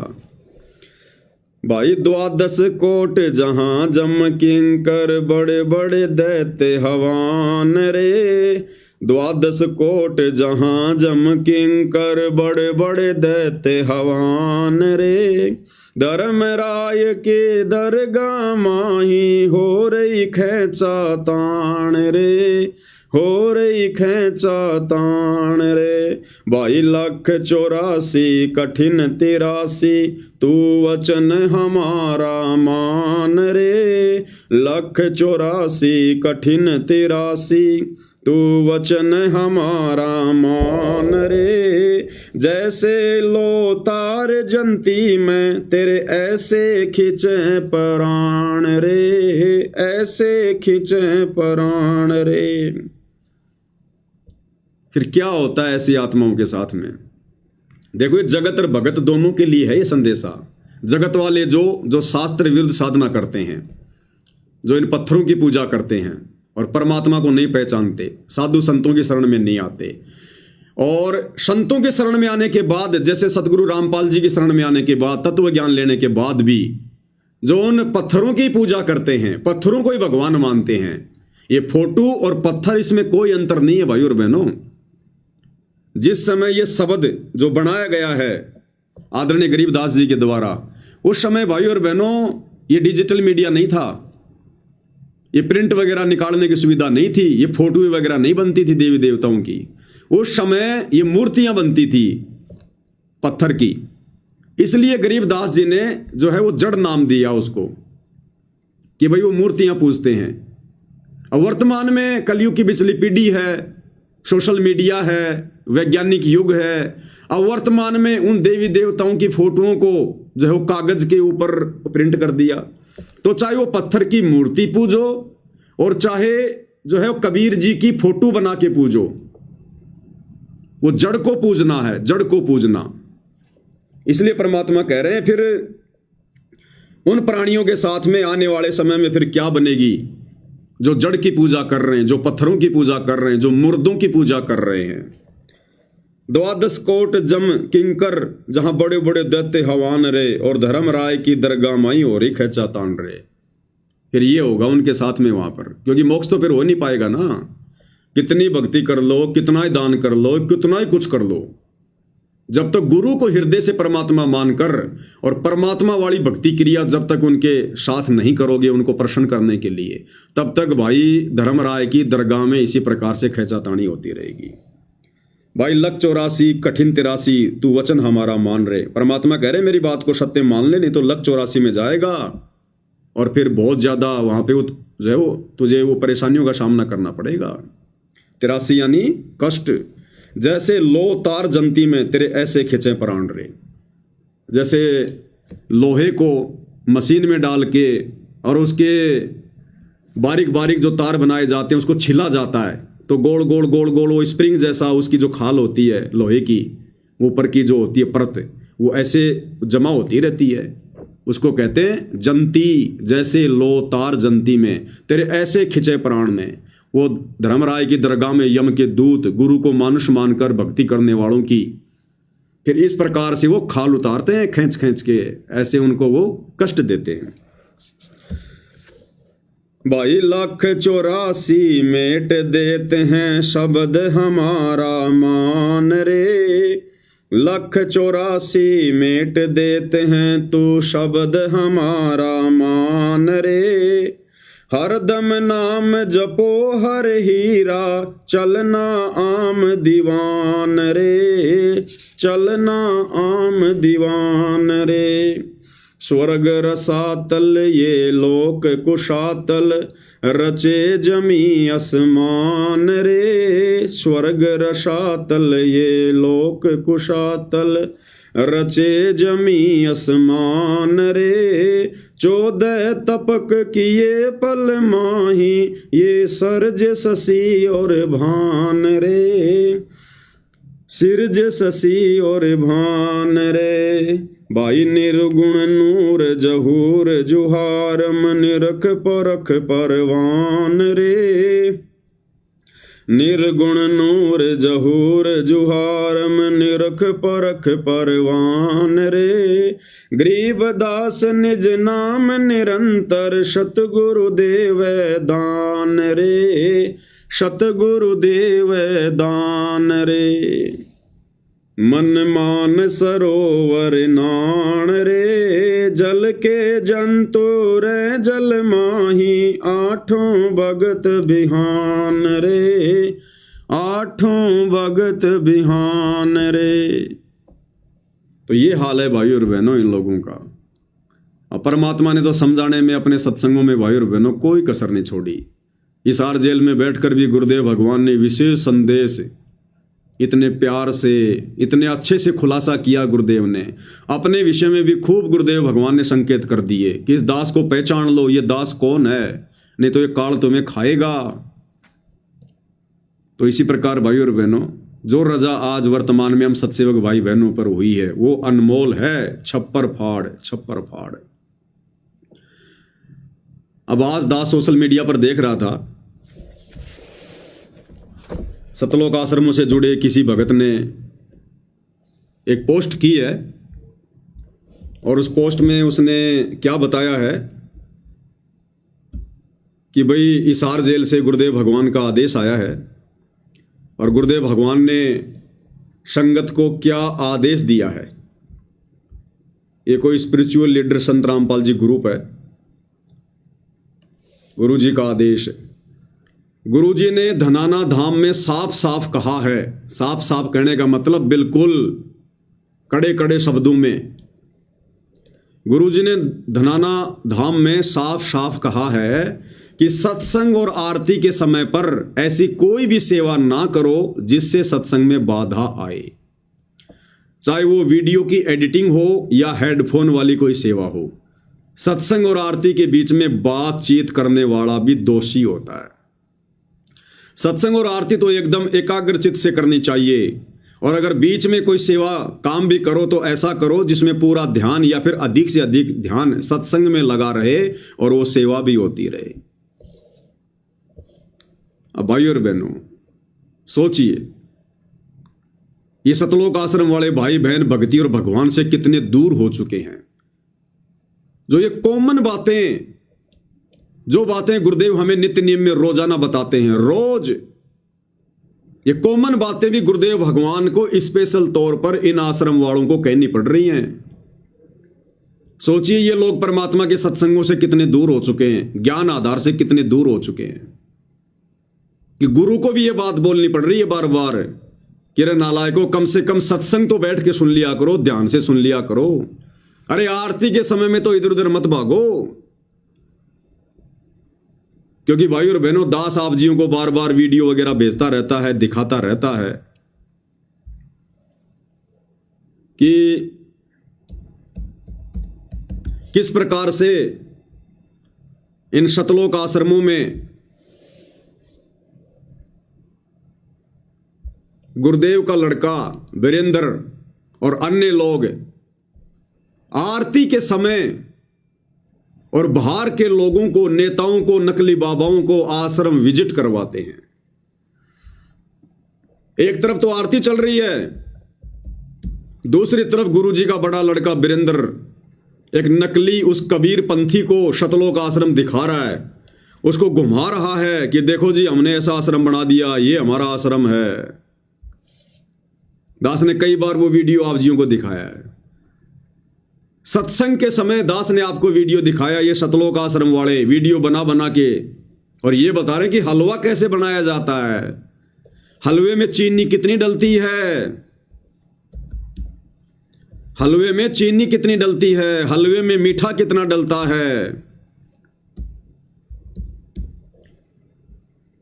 आरती के समय, सत्संग के समय ये हलवा बनाते रहते हैं और वीडियो बनाते हैं, इसमें इतना घी डलेगा, इतनी शक्कर डलेगी, फिर इसको इतना रोड़ेंगे, फिर ये हलवा तैयार होगा। और उधर नित्य नियम चल रहा है। और गुरुदेव क्या कह रहे हैं कि सेवा भी अगर करनी है तो ऐसी सेवा करो जिस सेवा को करते करते भी सारा का सारा ध्यान तुम्हारा सत्संग में हो, आरती में हो। अब बताओ भाई और बहनों, इस प्रोसीजर से वर्तमान में भक्ति कौन कर रहा है? इस विधि से, जो विधि गुरुदेव भगवान बता रहे हैं, आदेश दे रहे हैं, अरे 30 साल सत्संग करने के बाद अगर गुरु ने संगत को यह बताना पड़ रहा है कि आरती ऐसे करनी चाहिए, सत्संग ऐसे सुनने चाहिए, तो धिक्कार है उस भगत की कॉमन सेंस को, धिक्कार है उस भगत को जिसने गुरु ने बेसिक बात भी जोर देकर समझानी पड़ रही है। अब सोचिए भाई और बहनों, गुरुदेव भगवान का छप्पर फाड़ा आशीर्वाद कहां है? अरे इस विधि से तो आरती हम सत्सेवक भाई बहन करते हैं, 100 काम छोड़कर सत्संग सुनते हैं, 100 काम छोड़कर, और गुरुदेव भगवान की आरती उतारते उतारते हम लोग जो है उनकी महिमा कर रहे हैं। संध्या आरती, सुबह का नित्य नियम, तीनों समय की आरती हाथ में भक्ति बोध लेकर, या गुरुदेव भगवान की जो आरती है हम भगत भाई बहन उसको अपने मुंह से उसको रिकॉर्ड करके साइड में उसको चला के, और वो शब्द हम ध्यान से सुनते हैं और गुरुदेव भगवान की आरती उतारते उनके ऊपर हम चवर करते हैं। तो इस विधि से सत्संग कौन सुन रहा है? इस विधि से आरती कौन कर रहा है? तो गुरु का आशीर्वाद कहां होगा? फिर किन आत्माओं से गुरु प्रसन्न होगा? इसलिए दास कहता है कि ये जो साध संगति है ये गुरुदेव भगवान का यथार्थ 13वां कबीर पंथ है, यथार्थ 13वां कबीर पंथ। और गुरुदेव के आशीर्वाद से यहां पर आप और भगत भाई बहन इतनी अच्छी भक्ति कर पा रहे हैं, मर्यादा निभा पा रहे हैं। अन्यथा इन आश्रमों में देख लो, ये कहते हैं कि सतलोक आश्रम तो भक्ति के केंद्र हैं और भक्ति की यहां पर छीट भी नहीं है। वो अंतर्यामी भगवान तो हिसार जेल में बैठ के सब देख रहे हैं ना, ये क्या ड्रामे कर रहे हैं, कैसे इनकी आरतियां होती हैं। इन आश्रमों में जाकर आने वाले भगत भाई बहन बता रहे हैं कि भगत जी हम चले तो गए लेकिन हमारा तो मन वहां बिल्कुल नहीं लगा, सात संगतियों वाली खुराक वहां बिल्कुल भी नहीं है, 1% भी।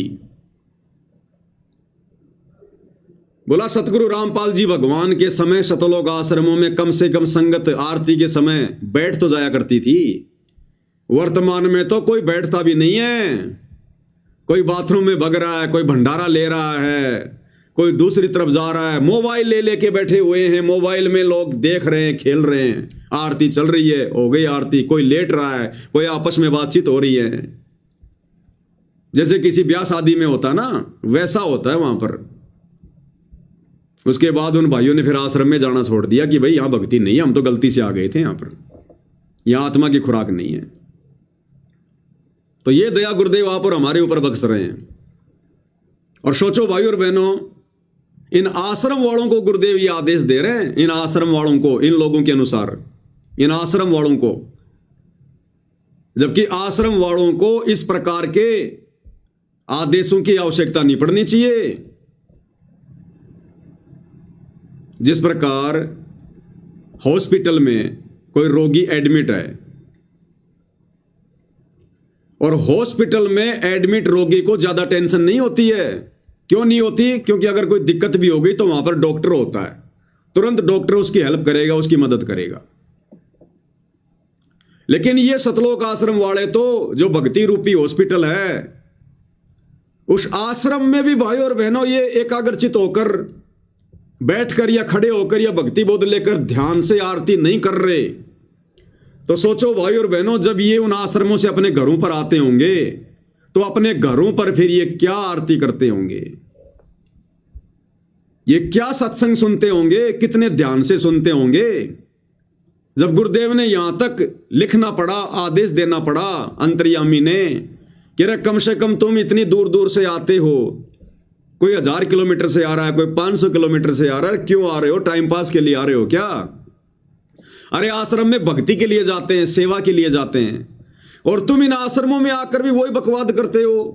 तुम्हारी नींद ही पूरी नहीं होती, तुम्हारी मोबाइल से आंखें नहीं हटती, तो फिर तुम क्यों आ रहे हो आश्रम में? तो सोचो भाई और बहनों, आश्रमों में जिनकी भक्ति ये है, तो सोचो आश्रम में तो महीने में वो 2 दिन जाते होंगे, बाकी के 28 दिन अपने घरों पर वो क्या भक्ति करते होंगे। तो ये दया भी पूज्य गुरुदेव भगवान ने आप और हमारे ऊपर बख्शी हुई है। और इस संदेश के माध्यम से सत्सेवक भाई बहनों ने और सावधानी बरतनी है। अगर कोई सत्सेवक भाई बहन गफलत में चल रहा हो, आरती के समय या सत्संग के समय यदि वो फालतू की यदि कोई वो क्रिया करता हो, तो भाई उनको भी सावधान होने की जरूरत है। आदेश तो आदेश ही होता है। मैं इस लिखे हुए पैराग्राफ को आदेश इसलिए बता रहा हूं, मुझे नहीं पता ये गुरुदेव का आदेश है या नहीं है। जिस भगत ने ये डाला है गुरु जी का आदेश बताकर, मैं इसको आदेश इसलिए मान रहा हूं, बता नहीं रहा, मान रहा हूं, क्योंकि ये जो लिखी हुई लाइनें हैं ये मेरे गुरुदेव के तत्व ज्ञान से संबंधित हैं। ये गुरुदेव भगवान के वचनों से मेल खाती हैं, उनके सत्संगों के अनुसार है ये। इसलिए ये चाहे धनाना आश्रम में आदेश आया हो, चाहे किसी और भगत को गुरुदेव ने दिया हो, लेकिन ये गुरुदेव के सत्संगों से मेल खा रही है, इसलिए मैं इसका समर्थन कर रहा हूं। हम उन तमाम आदेशों का समर्थन करेंगे जो आदेश गुरुदेव के सत्संगों से मेल खाएंगे, वो चाहे सतलोक आश्रम की तरफ से आओ या चाहे वैसे कोई भगत बताओ। लेकिन ये लोग ऐसा कोई आदेश पारित ही नहीं करते जो गुरुदेव के ज्ञान के अनुसार हो।